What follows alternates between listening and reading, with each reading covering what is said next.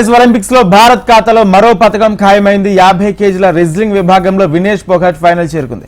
Semis లో Cuba wrestler పై 5-0 తేడాతో విజయం సాధించింది. ఒలింపిక్స్ లో ఫైనల్ కు చేరుకున్న మొదటి భారత మహిళా రెజ్లర్ గా వినేష్ పోగట్ నిలిచారు.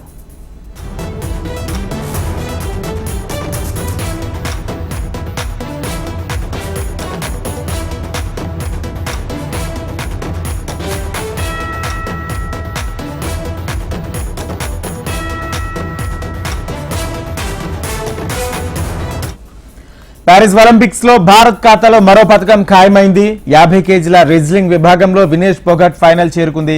సెమీస్ లో క్యూబా రెజ్లర్ పై 5-0 తేడాతో విజయం సాధించింది. ఒలింపిక్స్ లో ఫైనల్ కు చేరుకున్న మొదటి భారత మహిళా రెజ్లర్ గా వినేష్ పోగట్ నిలిచారు.